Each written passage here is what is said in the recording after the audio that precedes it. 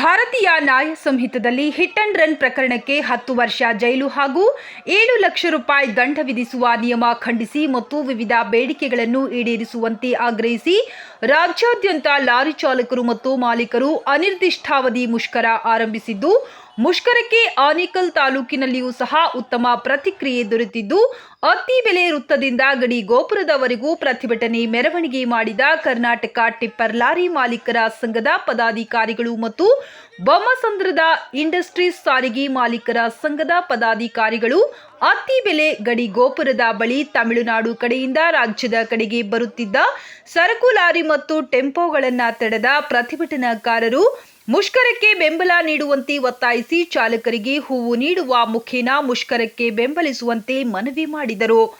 ಈ ಕಾಯ್ದೆಯಿಂದ ಲಾರಿ ಚಾಲಕರು ಬೀದಿಗೆ ಬರುತ್ತಾರೆ. ಕೂಡಲೇ ಕೇಂದ್ರ ಸರ್ಕಾರ ಕಾನೂನನ್ನ ವಾಪಸ್ ಪಡೆಯಬೇಕು, ಇಲ್ಲವಾದಲ್ಲಿ ಮುಷ್ಕರ ಮುಂದುವರಿಯುತ್ತದೆ ಎಂದು ಪ್ರತಿಭಟನಾಕಾರರು ಕೇಂದ್ರ ಹಾಗೂ ರಾಜ್ಯ ಸರ್ಕಾರಕ್ಕೆ ಎಚ್ಚರಿಕೆ ನೀಡಿದರು.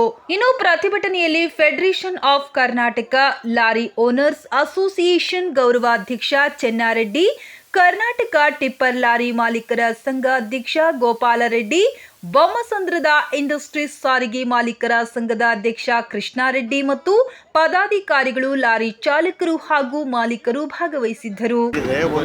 ಕೇಂದ್ರ ಸರ್ಕಾರಕ್ಕೆ ಎರಡನೇದು ರಾಜ್ಯ ಸರ್ಕಾರಕ್ಕೆ ಸಂಬಂಧಪಟ್ಟಂಥ ಬೇಡಿಕೆಗಳಿದೆ.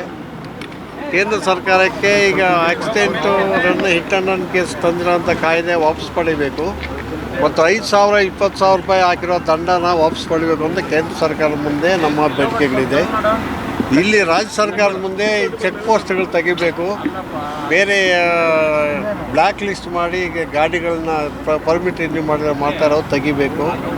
ಮತ್ತು ಆಕ್ಸಿಡೆಂಟ್ಸ್ ಆದಾಗ ಬೇರೆ ಒಂದು ಬರೋ ಲಾರಿಗಳಿಗೆ ನಾನು ಲೋಕಲ್ ಜಾಮೀನು ಕೊಡಿ ಅಂತ ಹೇಳ್ತಾ ಇದ್ದಾರೆ. ಡ್ರೈವಿಂಗ್ ಲೈಸೆನ್ಸ್ ಮಾಡಿಕೊಂಡು ಪ್ರತಿಯೊಂದೂ ಅವರು ಸಸ್ಪೆನ್ಷನ್ ಕಳಿಸ್ತೀವಿ ಅಂತಾರೆ. ಒಟ್ಟಿನಲ್ಲಿ ಇಂಡಸ್ಟ್ರಿ ಬದುಕೋದು ಸರ್ಕಾರಕ್ಕೆ ಇಷ್ಟ ಇಲ್ಲ ಅಂತ ಕಾಣುತ್ತೆ. ಅದ್ರ ಬಗ್ಗೆ ಅದಕ್ಕೋಸ್ಕರ ಸ್ಟ್ರೈಕ್ ಮಾಡ್ತಾ ಇದ್ದಾರೆ. ನಮ್ಮ ಗೌರವಾಧ್ಯಕ್ಷ ಹೇಳಿದಾಗೆ ಕೇಂದ್ರ ಸರ್ಕಾರದ ಎರಡು ನೀತಿಗಳನ್ನು ಏನು 106/1 ಮತ್ತು 106/2 ತುಂಬ ಮಾರಕವಾದಂಥ ಕಾನೂನು ಜಾರಿಗೊಳಿಸಿದ್ದಾರೆ. ಇದು ಚಾಲಕರಿಗೆ ಅಷ್ಟೇ ಅಲ್ಲ, ಚಾಲನೆ ಮಾಡುವಂಥ ಮಾಲೀಕರಿಗೂ ಸಹ ಇದು ಅನ್ವಯ ಆಗುತ್ತೆ. ಕೇವಲ ಗೂಡ್ಸ್ ಗಾಡಿ ಅಂತ ಮಾತ್ರ ತಿಳ್ಕೊಂಬೇಡಿ, ನೀವು ಓಡಾಡೋಂಥ ಕಾರುಗಳಲ್ಲಿ ಆಕ್ಸಿಡೆಂಟ್ ಮಾಡಿದ್ರೂ ಸಹ ಇದು ನಿಮ್ಗೆ ಅನ್ವಯ ಆಗುತ್ತೆ. ಹಾಗಾಗಿ ಏನೀಗ ಇವರು ಜಾರಿ ಮಾಡೋಕ್ಕೆ ಹೊರಟಿದ್ದಾರೆ 10 ವರ್ಷ ಜೈಲು ಶಿಕ್ಷೆ ಮತ್ತು 5 ಲಕ್ಷದಿಂದ 7 ಲಕ್ಷ ಪೆನಾಲ್ಟಿ ದಂಡವನ್ನು ಕಟ್ಟಬೇಕು ಅಂತ, ಅದನ್ನು ಕೂಡಲೇ ಹಿಂಪಡಿಬೇಕು. ಹಿಂಪಡೆಯದಿದ್ದರೆ ನಮ್ಮ ಲಾರಿ ಮಾಲೀಕರ ಸಂಘದ ವತಿಯಿಂದ ಮುಂದಿನ ದಿನಗಳಲ್ಲಿ ಉಗ್ರವಾದ ಹೋರಾಟವನ್ನು ನಾವು ಹಮ್ಮಿಕೊಂತೀವಿ ಅಂತೇಳಿ ಈ ಮುಖಾಂತರ ನಿಮಗೆ ತಿಳಿಸೋಕ್ಕೆ ಇಷ್ಟಪಡ್ತೀನಿ. ನಮ್ಮ ಕರ್ನಾಟಕ ಸರ್ಕಾರ RTO ಕೇಸ್ಗಳಾಗ್ಬೋದು, ಬ್ಲ್ಯಾಕ್ ಲಿಸ್ಟ್ ಹಾಕೋದು, ಆಮೇಲೆ ಡ್ರೈವರ್ನ ಇದು ಮಾಡಿ ಆಯ್ನು ಸಸ್ಪೆಂಡ್ ಮಾಡೋದು, ಇಂಥದ್ದೆಲ್ಲ ಹಿಂಪಡಿಬೇಕಂತ ನಾವು ಕೇಳ್ಕೊತಾ ಇದ್ದೀವಿ. ಚೆಕ್ ಪೋಸ್ಟ್ ತೆಗಿಬೇಕು. ಆಮೇಲೆ ಟೋಲ್ ಗೇಟಲ್ಲಿ 3 ಅವರ್ ಒಂದು ಟಿಪ್ಪರ್ ಗಾಡಿನ ನಿಲ್ಲಿಸಿ ಕಿರುಕುಳ ಕೊಟ್ಟು ಆಮೇಲೆ ಗಾಡಿನ ಬಿಡ್ತಾ ಇದ್ದಾರೆ. ಇದು ಸಹ ನಮಗೆ ಇದು ಮಾಡಬೇಕು, ನಿಲ್ಲಬೇಕಂತ ಸರ್ಕಾರನ ನಾವು ಒತ್ತಾಯಿಸ್ತಾ ಇದ್ದೀವಿ. ಎರಡು ಏನು ಕಾನೂನು ಬಂದಿದೆ ಅದು ಡ್ರೈವರ್ಗೆ ಹಾಗೂ ಮಾಲೀಕರಿಗೆ ಚಾಲಕರಿಗೆ ಮಾರಕವಾಗಿದೆ. ಇದ್ರ ವಿರುದ್ಧ ನಮ್ಮ ಈ ಹೋರಾಟ 106/1 106/2 10 ವರ್ಷ ಜೈಲು ಶಿಕ್ಷೆ, 7 ವರ್ಷ 7 ಲಕ್ಷ ದಂಡ ಜರ್ಮಾನ ಹಾಕಿದ್ದಾರೆ. 7 ಲಕ್ಷ ಜರ್ಮಾನ ಕಟ್ಟಂಗಿದ್ರೆ ಡ್ರೈವರ್ ಏನು ಕೆಲಸಕ್ಕೆ ಬರ್ತಾನೆ, ಅವನು ಬಿಸ್ನೆಸ್ ಮಾಡ್ತಾನೆ ಅಥವಾ ಇನ್ನೊಂದೇನು ಮಾಡ್ತಾನೆ. ಸರಿ ಆಯ್ತು, 7 ಲಕ್ಷ ದಂಡ ಕಟ್ತೀವಿ, ಅದ್ರ ವಿರುದ್ಧವಾಗಿ 10 ವರ್ಷ ಜೈಲಿಗೆ ಹೋಗುವಂತಾರೆ. ಯಾರೋ ಉಗ್ರಗಾಮಿಗಳಿಗೆ ಇಲ್ಲ ರೇಪಿಸ್ಟ್ಗಳಿಗೆ ಅಥವಾ ಕೊಲೆಗಾರರಿಗಾಗೋ ಇದನ್ನ ಕಾನೂನ ನಮಗೆ ತಂದಿಟ್ಟಿದ್ದಾರೆ. ನಾವೇನು ಬದುಕಬೇಕಾ? ಅಥವಾ ಈಗ ನಮ್ಮ ಯಾವುದೇ ಸರಕು ಸಾಮಗ್ರಿಗಳು ಏನೇ ಬರಬೇಕು ಅಂದರೂ ಚಾಲಕ ಮಾಲೀಕನಿಂದನೇ ಆಗುತ್ತೆ. ಅದನ್ನು ಬಿಟ್ಟು ಈ ಥರ ನಮ್ಮ ಮೇಲೆ ಈ ಥರ ಹೊರೆ ಹಾಕಿರೋದು ತುಂಬ ಇದಾಗಿದೆ. ಮತ್ತು ಅದೇ ರೀತಿ ಕರ್ನಾಟಕ ರಾಜ್ಯ ಸರ್ಕಾರದಲ್ಲಿ ಬ್ಲ್ಯಾಕ್ ಲಿಸ್ಟ್ ತೆಗಿಬೇಕು. ಮತ್ತು RTO ಈ ಬೆಂಗಳೂರಿನಂಥ ಸಣ್ಣ ಪ್ರದೇಶದಲ್ಲಿ ಓಡುವ ದೊಡ್ಡ ವಾಹನಗಳಿಗೆ ನಿರ್ಬಂಧ ಇರಿದ್ದಾರೆ, ನೋ ಎಂಟ್ರಿ ಮಾಡಿದ್ದಾರೆ. ಇದನ್ನು ತೆಗಿಬೇಕು. ಮತ್ತು ಮೂರನೇದಾಗಿ ನಾವು ಈಗ ಏನು ಸಣ್ಣ ಪುಟ್ಟ ಪೈಪು ಅಥವಾ ಸಿಮೆಂಟು ಅಥವಾ ಏನೋ ತೊಗೊಂಡೋಗೋರಿಗೆ ಯಥೇಚ್ಛವಾಗಿ 20,000 ರೂಪಾಯಿವರೆಗೂ ಆರ್ ಟಿ ಓದವ್ರು ಕೇಸ್ ಹಾಕ್ತಿದ್ದಾರೆ. 500 ರೂಪಾಯಿ ಬಾಡಿಗೆ 20,000 ರೂಪಾಯಿ ಕೇಸ್ ಹಾಕಿದ್ರೆ ಅವನು ಎಲ್ಲೋಗಿ ಬದುಕಬೇಕು. ಒಂದು 20,000 ರೂಪಾಯಿ ಕೇಸ್ ಹಾಕಿದ್ರೆ ಅವನು ತಿಂಗಳ ಜೀವನ ಪೂರ್ತಿ ಹಾಳಾಗುತ್ತೆ. ಇದನ್ನು ಖಂಡಿಸಬೇಕು. ಮತ್ತು ಹಲವಾರು ಸಮಸ್ಯೆಗಳಿದೆ. ಇದನ್ನು ಮುಂದಿಟ್ಟುಕೊಂಡು ಮೂಲವಾಗಿ ಈ 10 ವರ್ಷ ಜೈಲು 7 ಲಕ್ಷ ಜರ್ಮಾನ ಏನಿದೆಯೋ ಅದನ್ನು ಕೂಡಲೇ ತೆಗಿಬೇಕಂದ್ಬಿಟ್ಟು ನಮ್ಮ ಅನಿರ್ದಿಷ್ಟಾವಧಿ ಈಗ ಅನಿರ್ದಿಷ್ಟಾವಧಿ ಪ್ರಾರಂಭ ಆಗಿದೆ. ಇದು ಎಲ್ಲರಿಗೂ ಮುಂದುವರಿಯುತ್ತೆ ಹಾಗಂದ್ರೆ ಈಗ ನ್ಯಾಯ ಸಿಗೋವರೆಗೂ ಆಗುತ್ತೆ ಸರ್, ನಿಲ್ಲೋವರೆಗೂ ಆಗುತ್ತೆ, ನಾವು ತೆಗೆಯೋವರೆಗೂ ಆಗುತ್ತೆ. ನಾವು ಇಲ್ಲಿ ಅತ್ತಿಬೆಲೆ ಭಾಗದಲ್ಲಿ, ಬೊಮ್ಮಸಂದ್ರ ಭಾಗದಲ್ಲಿ, ಈ ಆನೇಕಲ್ ಭಾಗದಲ್ಲೇ ಮಾಡ್ತಾ ಇಲ್ಲ. ಇದು ಇಡೀ ಕರ್ನಾಟಕದಂತ ನಡೀತಾ ಇದೆ.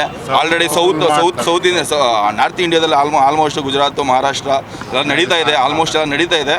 ನಮ್ಮಲ್ಲಿ ಸ್ವಲ್ಪ ನಿಧಾನವಾಗಿ ಆಗಿದೆ. ನಾವು ಇದರ ವಿರುದ್ಧವಾಗಿದ್ದೀವಿ.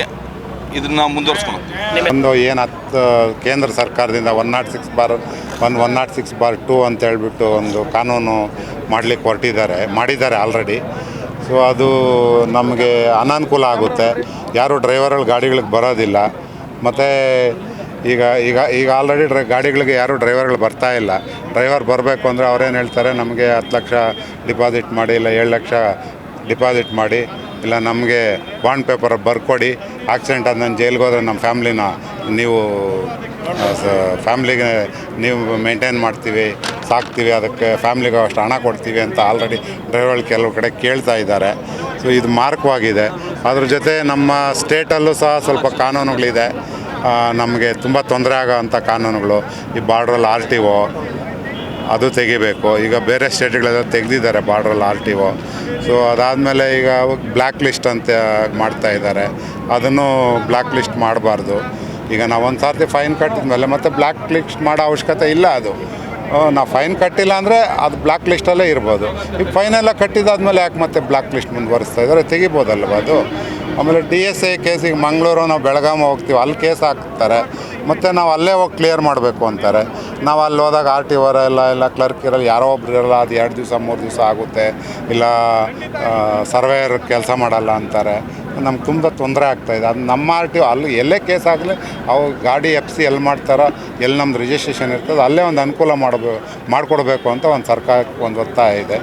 ಸೊ ಅದೇ ಥರ ಮತ್ತು ಈಗ ಈ ಲೋಕಲಲ್ಲಿ ನಾವು ಬಾಡಿಗೆ ಹೊಡಿತೀವಿ. ಈಗ 20 ಅಡಿ ಪೈಪ್ ಇರುತ್ತೆ. ಈಗ 20 ಅಡಿ ಪೈಪ್ಗೆ ಬೆಂಗಳೂರು ಒಳಗಡೆ ನೋ ಎಂಟ್ರಿ, ಹೋಗಂಗಿಲ್ಲ ಗಾಡಿಗಳು. ನಾವು ಸಣ್ಣ ಗಾಡಿನಲ್ಲಿ ತಗೊಬರ್ತಾರೆ, ಪಾಪ ಅವ್ರ ಬಾಡಿಗೆ ಜಾಸ್ತಿ ಆಗುತ್ತೆ ಅಂತ. ಆ ಸಣ್ಣ ಗಾಡಿಗೆ 500 ಒಂದು 1,500 ರೂಪಾಯಿ ಬಾಡಿಗೆ ಇದ್ದರೆ ಅದಕ್ಕೆ 20,000 ರೂಪಾಯಿ ಫೆನಾಲ್ಟಿ ಅಂತಾರೆ. ನಾವೆಲ್ಲಿಂದ ಕಟ್ಟೋದು ಫೆನಾಲ್ಟಿ? ಸೊ ಹಂಗಾಗಿ ಇವೆಲ್ಲ ಬೇಡಿಕೆಗಳು ಇಟ್ಕೊಂಡು ನಾವು